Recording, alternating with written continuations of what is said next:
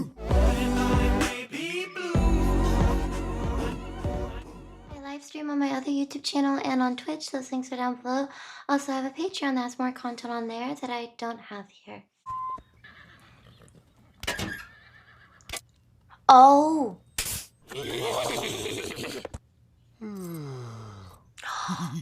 Oh no! Today I'm going to be watching Group B when rallying got too fast. Audi Quattro, Lancia 037 and the Peugeot 205 T16, some of the most iconic names in rallying. Cars that pushed the limits of what was possible in a way that we haven't seen since. It was called Group B and is still held as the golden era of rallying. Group B was a class where manufacturers were allowed to go all out with almost unlimited power, crazy aerodynamics and new exotic materials. It brought about new technologies like four-wheel drive, semi-automatic gearboxes and clever turbocharging systems. Oh my gosh, what an intro! Already these clips are insane. These cars, I don't even know how fast they're going, probably 80 or maybe even 100. If they're going around a turn and they're drifting, then at least 50 probably. And these people are coming within a foot of the back end of the car, at the front of the car, like it's a game. Like, oh my gosh, we're gonna all run out of the way whenever he's only 40 feet away from us, going very quickly. It's like playing chicken or something. However, it was only for the bravest of drivers. The hugely powerful cars needed a lot of manhandling to thread them through the tight, twisty stages, away from huge drops and dodging a sea of spectators. But how did this come about, and what can we learn from the crazy cars that won in the Group B era? Rallying went wild in the 80s. The FIA wanted to attract more manufacturers and so created a class that would give the designers pretty much free rein. No power limits, no regulations on boost, and whatever exotic materials you liked. But it was only for the bravest, going as fast as you can through the narrowest of passages and avoiding spectators. I think the spectators would probably be the most stressful because, you know, if you get in an accident, of course that's stressful and unfortunate if you put a lot of money into the car, if you get injured, maybe even damaging property. But I would think hurting another person is probably would maybe weigh the most on you. Especially if you're on a track and they're just in the way or something. But yeah, it just seems really cool. Whatever, what did he say? Foreign materials? I don't know exactly the words that he used, but you can use anything you want. There's no rules on what you can put on the car, wings or tail or whatever. That's also really cool because I don't know how it works with other types of car races, competitions, but I'm pretty sure they're really strict down to it has to be this type of tread and you can't go against this wall and have to stay right on here or it's a foul or something. Like there's probably really strict rules and all sorts of other things. So this just seems the total opposite. You can put anything you want in the car, on the car. We don't even care what year it is. Does it go? Is it foul? Yeah, go for it. Go on the track. Ever exotic materials you liked. Exotic Rally materials. cars over the years have been largely based on road cars, with rules tightening and loosening on how close the relationship has to be between the stock car and the ones that actually race the stage. For example, in the Group A class, the manufacturers have to produce 5,000 road-going versions of the car before it is allowed to compete. In Group B, to lower the costs... Okay, so in order for your car to compete in Group A, where it's more regulated, ironically, the car has to have been manufactured or sold or been on the road at least, did he say 5,000 times? So pretty test-driven, like a pretty normal operating car is this exact car on the road somewhere, has been proven and put through the tests. That kind of covers a lot of liability issues or worries. So that makes sense. But to save cost, makeshift whatever you have at home, glue it and put it out here in Group B. In Group B, to lower the costs and interest manufacturers, they ruled that only 200 cars needed to be produced. Group B also allowed almost endless modifications to be made, meaning the rally cars were nothing like the road cars at all. This approach really worked, attracting many manufacturers to Group B, names like Lancia, Porsche, Peugeot, Audi, Toyota, Ford, as well as so many more. Lancia took the Drivers' Championship in the first year of Group B with the 037. It was the last rear-wheel drive car to win in the WRC. It was incredibly light, using fiberglass and Kevlar for the body, and was powered by a mid-mounted 250 horsepower engine. It has much larger wings than many cars of the time, with a huge rear spoiler to stabilise the car at high speeds. It was supercharged to avoid turbo lag, and it was incredibly quick on the tarmac stages. However, it wasn't quite as quick on loose surfaces. So in stepped Audi with the Quattro, one of the most innovative rally cars of all time, a true game changer. So fascinating to say, okay, actually instead of 5,000, only 200 had to have been made and like road tested. Okay, so not literally just build your own machine, but you can add and take away anything you want to it. You can mod it however much you want. That's really cool. Of course, that would probably give people a lot of interest because you can make a car look really fun and get a lot of attention for winning one of these competitions since everybody likes it so much. And it's like a modded Toyota or modded whatever. And so then that draws attention to your car to prove like, hey, the engine's better than everybody else if you do these certain things. So it's just really cool. And I don't know if innovative is the right word, but you feel like you're inventing something and you're getting to build something with a base that's already kind of tested and works. So in stepped Audi with the Quattro, one of the most innovative rally cars of all time, a true game changer. It had an inline 5 engine with a very clever turbocharging system that produced over 450 brake horsepower. It had a small valve that kept the turbo spooled even when off throttle, meaning there was very little turbo lag, making the car quick out of the tight turns.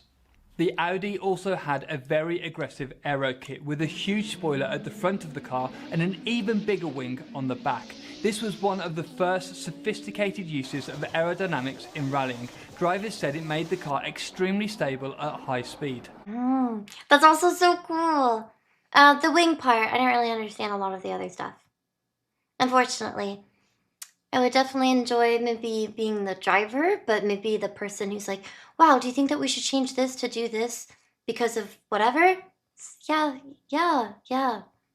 The engine moves. Oh. The insane power was put through a clever semi-automatic gearbox and drove all 4 wheels. It was the first car to use a 4-wheel drive system effectively. Before this, many manufacturers stuck to rear-wheel drive as they thought the additional weight would outweigh any time gains from the extra traction.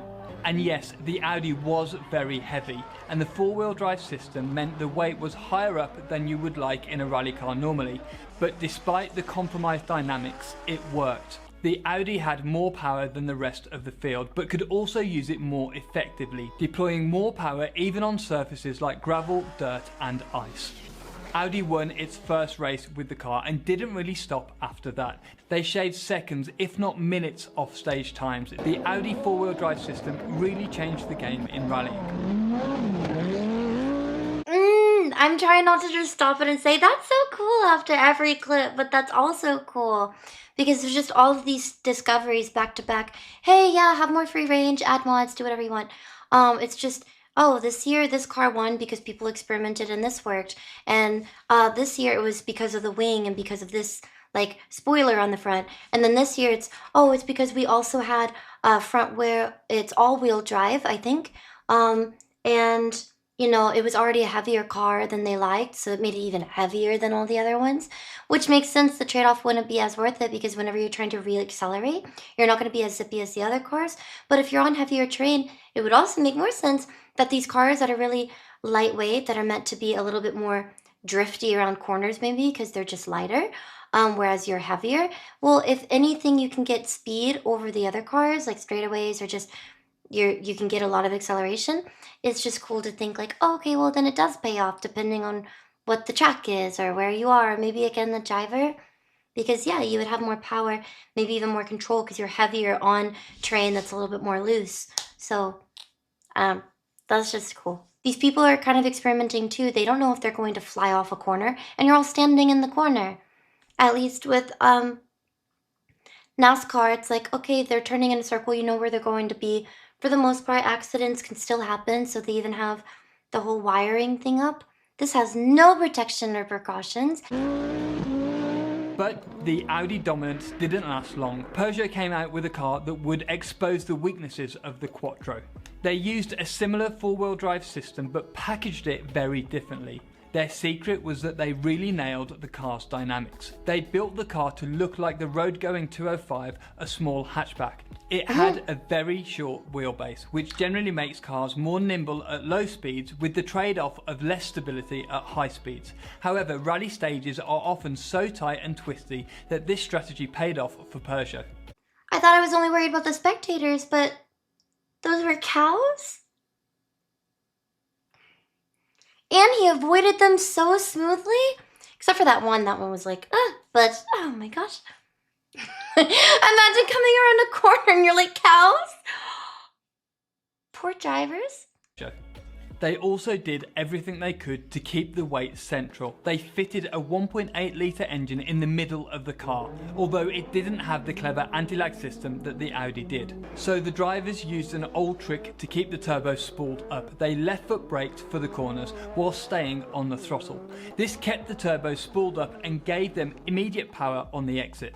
But what was really unusual about the 205 was the orientation they mounted the engine in. Normally, race cars have longitudinal mounted engines with the crank parallel with the direction of the car. However, Peugeot fitted it in a transverse orientation, and instead of mounting the gearbox below the engine like in the Audi, Peugeot mounted it to the side.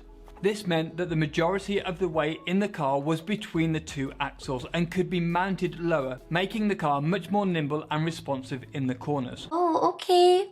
I'm so sorry. I feel kind of dumb, but it is really interesting. Definitely wouldn't be as much on the techie engineer aerodynamic side of it as much as I just find it fascinating and I think it would be fun to do. Or learn how to control a vehicle like that. You really can build and grow super fast and come up with something really quickly the next year and the next year, because you can take what won this year, and if you think that you have a better idea, just kind of add something to it and it can shave off, like they said, seconds, maybe even minutes. I'm sure because of all the terrain and all the other elements that are involved, minutes maybe isn't that unrealistic. It's not like F1 where maybe seconds make a huge difference. People probably are spaced out a lot more in this because there's so many other, again, dynamics to it. Could be mounted lower, making the car much more nimble and responsive in the corners. Low centre of gravity means the car doesn't roll too much, and if it's in the centre of the chassis, the car is easier to rotate in the corners. The 205's weight distribution wasn't 50-50 though, it placed around 60% of the weight on the rear wheels. In simple terms, rearward weight distribution promotes oversteer and frontward weight distribution creates more understeer. This rearward bias meant the car was easier to turn in and control through the turns. You can really see this if you watch the Audi through the corners. The Audi was very front heavy and produced a lot of understeer. The drivers are trying to neutralise this with the throttle, but they have to correct the car several times through the corner. The Quattro understeers, then oversteers, then understeers again through a turn. The drivers really have to wrestle it through the corner.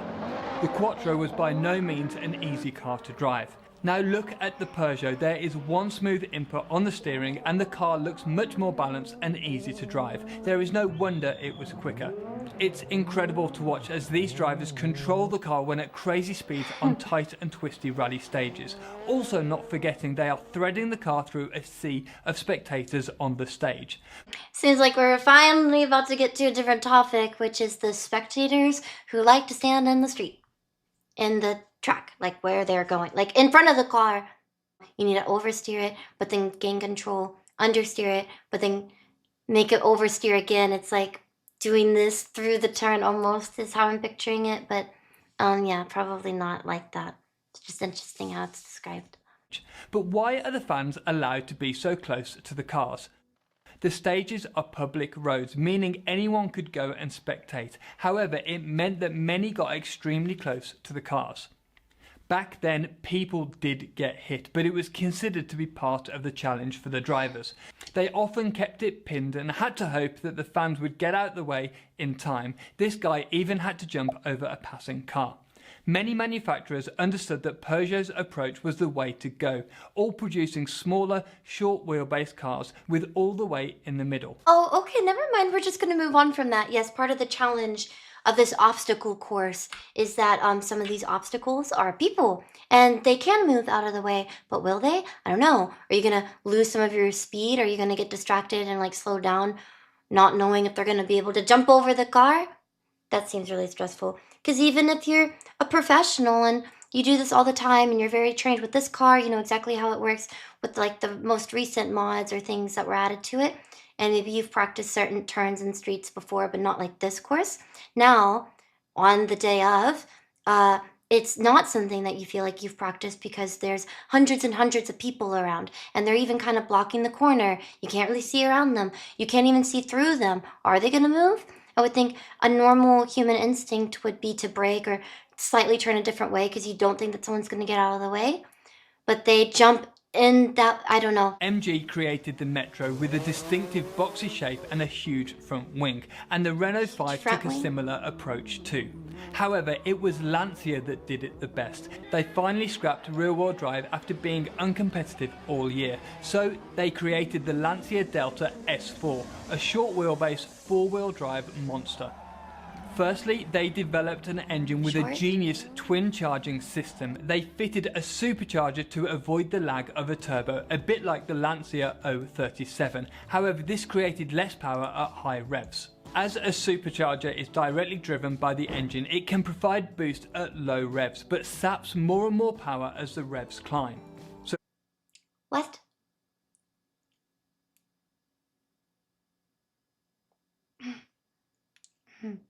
As a supercharger is directly driven by the engine, it can provide boost at low revs, but saps more and more power as the revs climb. So what Lancia did was fit an additional turbocharger that would provide boost at high revs. So low-end boost was provided by the supercharger before cutting out and letting the turbo take over at higher revs. Supercharger at more RPMs give you less power, but the turbocharger comes in and balances that out. At higher RPMs gives you more power. Okay. This meant the Delta S4 was amazingly powerful and had the grip to put it down onto the stage. It took many wins before eventually bringing the Group B era to a close. This era of rallying was amazing to watch. Incredibly fast cars and amazing drivers all pushing to the limits of what's possible. There were different winners every year and cars that looked remarkably different with incredible engineering. However, you can't ignore the fact that it was extremely dangerous. The cars were too powerful, difficult to drive, and not enough emphasis was put on the safety of drivers and spectators. Well then, like, tell them to move!